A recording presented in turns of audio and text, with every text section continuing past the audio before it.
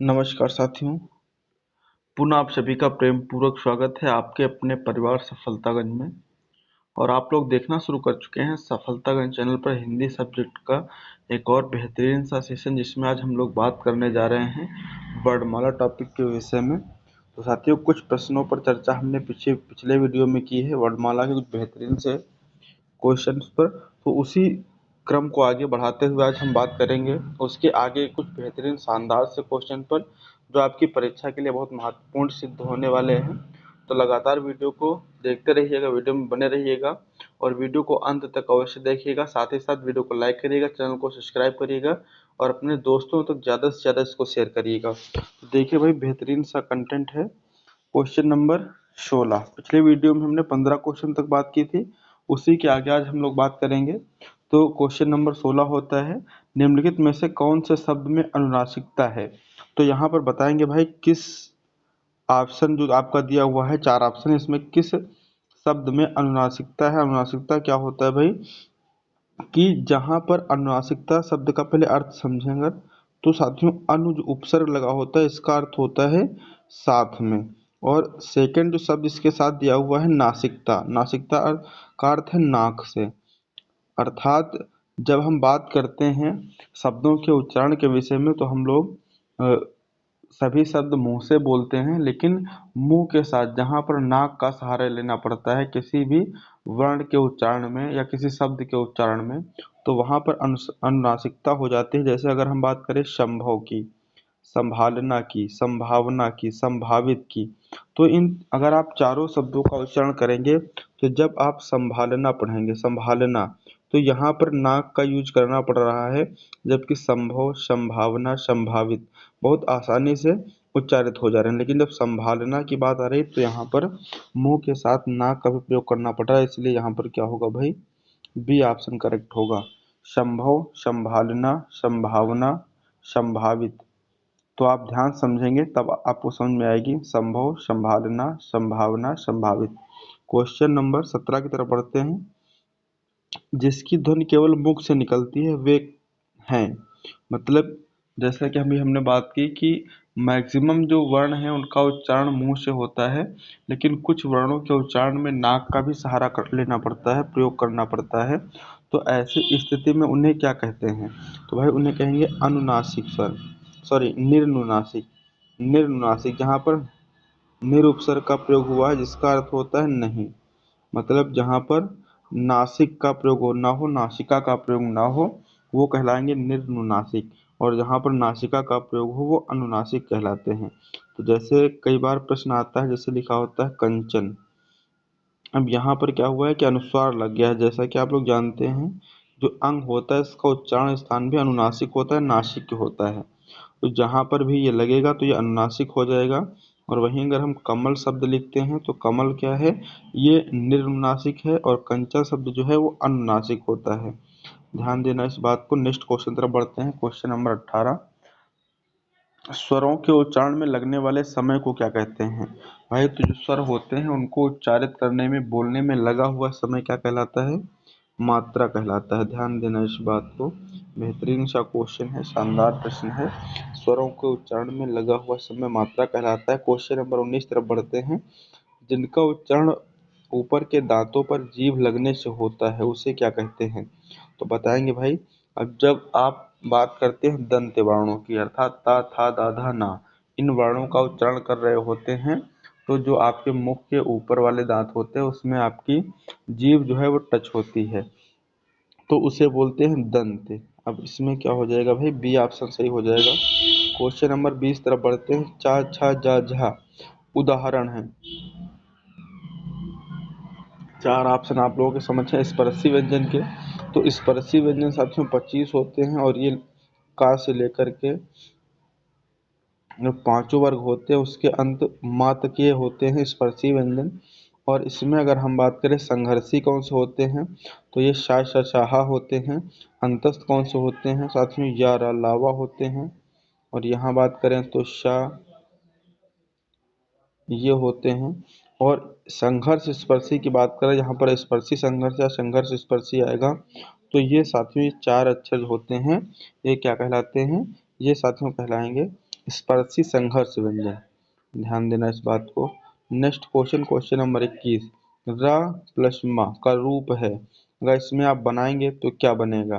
पहले अगर वर्ण आधा दिया हुआ है, अगर वर्ण आधा दिया हुआ है इस तरीके से, रा पहला आधा है और बाद में मा दिया हुआ है, तो ये क्या बनेगा इसमें आपको बताना है।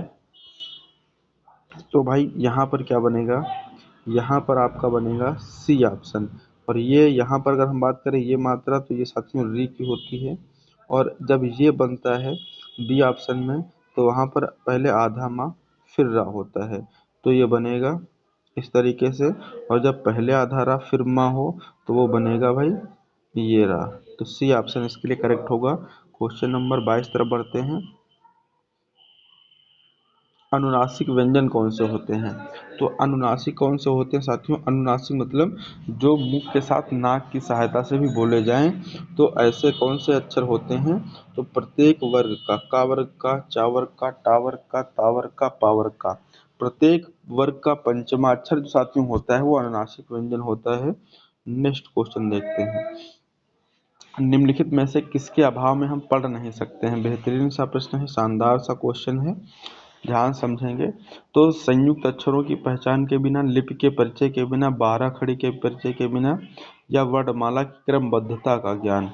तो भाई जब हमें वर्णमाला की क्रमबद्धता का ज्ञान नहीं होगा तो हम पढ़ नहीं पाएंगे। क्वेश्चन आए हुए हैं, सारे प्रश्न किसी न किसी परीक्षा में आए हुए हैं, तो ध्यान क्या देना, अगर ये प्रश्न आपकी परीक्षा में आता है तो आपको आंसर इसका डी लगाना है। मतलब वर्णमाला की क्रमबद्धता क्या ज्ञान अगर आपको नहीं है कि किस क्रम में वर्णमाला लिखना है, तो फिर क्या होगा, आपको पढ़ने में भी दिक्कतें आएंगी। क्वेश्चन नंबर 24, कामता प्रसाद गुरु ने बाह्य प्रयत्न के अनुसार व्यंजनों के कितने भेद माने हैं। तो बाह्य प्रयत्न के अनुसार कामता प्रसाद गुरु ने कितने माने हैं भाई, दो माने हैं, दो माने हैं। और ये माने हैं अल्प प्राण, अल्प प्राण और महाप्राण, अल्प प्राण और साथियों महाप्राण। तो ये भी क्वेश्चन आया हुआ, शानदार सा प्रश्न है। क्वेश्चन नंबर 25 की तरफ बढ़ते हैं। तो शब्दकोश में पहले आने वाला शब्द कौन सा है। शब्दकोश मतलब जब आप हिंदी की डिक्शनरी उठाएंगे, उसमें शब्दों का क्रम देखेंगे, तो उसमें सबसे पहले कौन सा आएगा। तो भाई सबसे अगर पहले इसमें देखने का तरीका क्या है कि जो पहला अक्षर है वो साथियों वाह है, पहला अक्षर जो है साथियों वो यहाँ पर वाह दिया हुआ है। सेकंड की बात करें तो इसमें अगर हम बात करें भाई, तो क्या दिया हुआ है सेकंड, पहले वाले अगर आपसे हम बात करें तो का दिया हुआ है, और सेकंड में रा दिया हुआ है, तो सेकंड बिल्कुल नहीं होगा। थर्ड में भी क्या दिया हुआ है, का दिया हुआ है और बाद में रा दिया हुआ है, क्योंकि इसका ये सिस्टम है। और यहाँ पर क्या दिया हुआ है, पहले रा दिया हुआ है, डी वाले में पहले रा दिया हुआ है, तो ये ऑप्शन दोनों ही कट जाएंगे। अब यहाँ देखेंगे, पहला अक्षर दोनों में सेम हो गया, मतलब ए में और सी में। उसके बाद जो सेकंड अक्षर था वो का था, दोनों में कॉमन हो गया। लेकिन थर्ड अक्षर देखें तो यहाँ पर ता दिया हुआ है और यहाँ पर रा दिया हुआ है, तो ता पहले आता है, रा पहले आता है, तो आप बताएंगे ता पहले आता है, अर्थात जो जवाब आपका होगा वो ए जवाब बिल्कुल सही होगा। नेक्स्ट क्वेश्चन तरफ बढ़ते हैं। तो क्वेश्चन नंबर 26, प्रा में पूर्ण है, तो साथ में प्रा लिखा हुआ है, इसमें पूर्ण कौन सा है, पा पूर्ण है, रा पूर्ण है, या दोनों, या कोई नहीं। तो भाई इसको जब भी लिखते हैं तो क्या करते हैं हम, पहले ये करके ऐसे जब लिखेंगे इसमें तो क्या होगा भाई, तब जब इसको आप आगे टाइप करेंगे तो इस तरीके से लिख कर के आता है। तो यहाँ पर हमने बताया कि जहाँ भी हलंत लगा होता है वो आधा अक्षर होता है, तो पा में हलंत लगा है और रा में हलंत नहीं है, अर्थात पूर्ण कौन सा है भाई, रा पूर्ण है। इसमें आपको भले ही पा पूरा दिखाई दे रहा है परंतु यहाँ पर रा वर्ण पूर्ण है। क्वेश्चन कई बार आया हुआ है। नेक्स्ट प्रश्न की तरफ बढ़ते हैं। क्वेश्चन नंबर 27, हिंदी शब्दकोश में छ का क्रम किस वर्ण के बाद आता है। तो जैसा कि आपको पता है कि जो छ वर्ण होता है ये संयुक्त अक्षर होता है और ये का प्लस श से मिलकर के बना होता है। तो जब भी आप डिक्शनरी में आप शब्दों की तलाश करेंगे, शब्दों की खोजबीन करेंगे, तो वहाँ पर आप पाएंगे कि जब आप का वर्ण से लाइन बहुत सारे शब्द देख लेंगे, जैसे कमल हो गया, कंचन हो गया, कनक हो गया, मतलब इस तरीके से का से संबंधित जितने भी शब्द होंगे, उसके जस्ट बाद आप देखना शुरू करेंगे तो यहाँ से छ वर्ण से संबंधित सारे शब्द मिलना स्टार्ट होंगे, क्योंकि इसका जो संयोग है वो क और श से मिलकर के बना हुआ है। तो यहाँ पर ऑप्शन क्या होगा इसका, ये जवाब बिल्कुल सही होगा। क्वेश्चन नंबर 28 तरफ बढ़ते हैं। शानदार से प्रश्नों की श्रृंखला है। ड और ढ को कहा जाता है सजाति, कहा जाता है विजाति, कहा जाता है विकसित कहते हैं, या इनमें से कोई नहीं। तो पहली चीज तो इनके कई सारे नाम हैं, और यहाँ अकॉर्डिंग टू ऑप्शन आप अगर मानेंगे तो सी जवाब सही होगा। और अगर हम बात करें इनकी, तो इन्हें द्विगुण भी कहते हैं, इन्हें द्विगुण भी कहा जाता है, इन्हें उच्छिप्त व्यंजन भी कहा जाता है, और इनका एक तीसरा नाम होता है भाई ताड़न जात भी कहा जाता है, और एक चौथा नाम याद रखेंगे आप विकसित वर्ण। मतलब ये शब्दकोश में नहीं दिखाई देते हैं। शब्दकोश या वर्णमाला में आपको डा से डमरू, इसके नीचे बिंदी नहीं होती। ये ढा से ढक्कन वाला दिखाई देता है, इसके नीचे बिंदी नहीं होती है। लेकिन इसको लिखने के लिए इसको विकसित किया गया है, डेवलप किया गया है, तो ये विकसित वर्ण कहलाते हैं। क्वेश्चन नंबर 29 तरफ बढ़ते हैं। पक्षी शब्द में कितने व्यंजन वर्ण हैं? ध्यान देना भाई, प्रश्न को बहुत ध्यान से पढ़ना है। पूछा जा रहा है इसमें कितने व्यंजन वर्ण हैं, मतलब टोटल वर्ण नहीं पूछे जा रहे हैं, केवल और केवल व्यंजन वर्ण पूछे जा रहे हैं। तो अगर इस शब्द का हम वर्ण विच्छेद करें तो पा, उसके साथ इसमें एक स्वर लगा हुआ है छोटा आ, फिर अगर हम बात करें का दिया हुआ है, और उसके बाद सा दिया हुआ है, उसके बाद इसमें बड़ी ई दी हुई है। तो यहाँ पर हम स्वर व्यंजनों को छोड़कर स्वर वर्णों को छोड़ के व्यंजन वर्णों की काउंटिंग करें तो पा एक व्यंजन है, और का और एक सा षटकोण वाला। तो यहाँ पर टोटल 3 व्यंजन वर्ण हैं। अगर टोटल वर्णों की बात करें तो 5 हो जाएंगे। कुल स्वर और व्यंजन मिलाकर के 5 हैं, लेकिन व्यंजन वर्णों की ही बात करें तो 3 है। Next question, question number 13। इनमें से कौन सी देवनागरी लिपि का वर्ण ध्वनि नहीं है? तो देवनागरी लिपि में कौन कौन सी वर्ण ध्वनियां हैं जहां से वर्णों का उच्चारण होता है? तो पहला, एक ग्रीवा नहीं होता है, इसकी जगह भाई कंठ होता है। कंठ होता है, मूर्धा होता है, अच्छा कंठ तो दिया ही है, दंतोष्ठ होता है, तालव्य होता है, मूर्धा होगा, दंत होगा, ओष्ठ होगा, लेकिन ये ग्रीवा नहीं होता है, मतलब गर्दन नहीं होता है, कंठ होता है। तो यहाँ पर नहीं है पूछा है, तो ये जवाब बिल्कुल सही होगा। क्वेश्चन नंबर 31 तरफ बढ़ते हैं। हिंदी की स्पर्श, घोष, महाप्राण, ओष्ठ व्यंजन कौन सा है? तो भाई बताना है कि सबसे पहले स्पर्शी होना चाहिए। तो इस स्पर्शी की हम बात करें तो का वर्ण से लेकर के माँ वर्ण तक जो 25 वर्ण होते हैं, ये सारे स्पर्शी होते हैं। इसमें अगर हम घोष की बात करें तो घोष भाई, घोष या सघोष की बात करें तो प्रत्येक वर्ग का तीसरा, चौथा, पांचवा वर्ण जो होता है वो सघोष या घोष दोनों का मतलब एक है, चाहे आप सघोष कहें या घोष कहें। तो आप देखेंगे यहाँ पर कौन सा ऐसा अक्षर है जो तीसरा, चौथा, पांचवा है। तो यहाँ पर हा तो भाई 25 से बाहर हो जाता है, ऊष्म व्यंजन हो जाता है, इसको यहीं छोड़ देते हैं। जो ठा होता है दूसरा होता है, था होता है ये भी दूसरा होता है। तो यहाँ पर अब इतना देखने के बाद ही पता चल रहा है कि यहाँ पर आंसर जो होगा वो भाव होगा, क्योंकि चौथा होता है। बाकी अगर हम बात करें महाप्राण की, तो महाप्राण भी क्या होगा, प्रत्येक वर्ग का दूसरा और चौथा। तो यहाँ भी चौथा मिल रहा है, यहाँ भी चौथा मिल रहा है। ऑप्शन आपका एक ही देखने से सारे क्लियर हो गए हैं। और ओष्ठ की बात करें तो ओष्ठ से पा वर्ग उच्चारित होता है, जिसका पा फा बा भा, तो चौथा अक्षर होता है, तो ओष्ठ हो जाता है।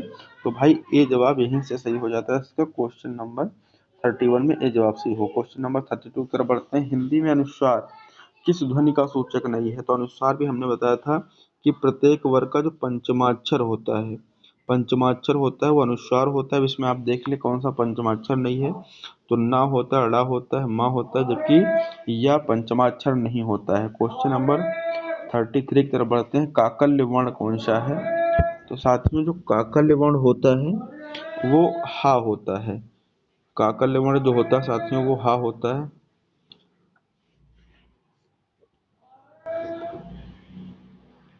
काकल्य वर्ण कौन सा होगा? हा होगा। और इसे स्वर यंत्री व्यंजन भी कहते हैं, याद रखना इसको। स्वर यंत्री व्यंजन कौन सा है? हा ही होता है। और अगर हम बात करें काकल्य की, तब भी हा होता है। बहुत महत्वपूर्ण प्रश्न होता है। क्वेश्चन नंबर 34 की तरफ बढ़ते हैं। तो नेक्स्ट क्वेश्चन देखेंगे, हिंदी शब्दकोश में का के बाद कौन सा व्यंजन दिखाई देता है। हिंदी शब्दकोश में का के बाद कौन सा व्यंजन दिखाई देता है। तो का के बाद कौन सा दिखाई देगा भाई, अभी हमने बताया था कि का के बाद कौन सा दिखाई देगा, का के बाद छा दिखाई देगा, क्योंकि ये मिलकर किससे बना है, का प्लस शा से। तो यहाँ पर डी ऑप्शन सही होगा, डी ऑप्शन सही होगा। दो तरीके से प्रश्न आता है कि जो अगर आप बात करें कि का के बाद कौन सा दिखाई देगा, तो आप देखेंगे छतरी वाला अच्छा होगा। अगर आप यहीं पर क्वेश्चन दूसरे तरीके से पूछा जाए कि छा से पहले कौन सा अक्षर दिखाई देगा, तब आप का लगाते हैं। क्वेश्चन नंबर 35 तरफ बढ़ते हैं। अंतस्थ और ऊष्म वर्ण कितने होते हैं। अंतस्थ की संख्या 4 होती है। कौन कौन से होते हैं, तो या होता है, रा होता है, ला होता है और वा होता है।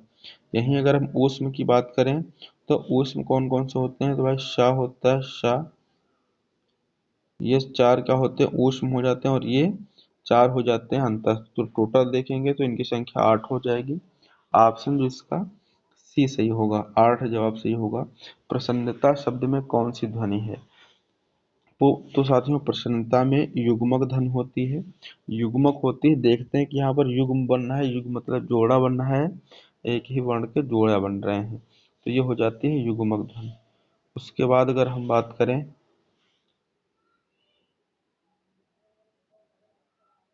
नेक्स्ट प्रश्न तरफ बढ़ते हैं। तो स्वर तंत्रियों के आधार पर व्यंजन को कितने वर्गों में बांटा गया है। तो स्वर तंत्रियों के आधार पर यहाँ पर साथियों अगर हम बात करें तो दो वर्गों में बांटा गया है। एक तो साथियों होते हैं सघोष, या इन्हें ही क्या बोलते हैं, इन्हें ही घोष वर्ण कहा जाता है। और एक होते हैं अघोष, एक सघोष होते हैं, दूसरे होते हैं अघोष। तो सघोष और अघोष होते हैं भाई, सघोष और अघोष होते हैं, दो प्रकार के होंगे, सभी ने पढ़ रखा है, सघोष और अघोष।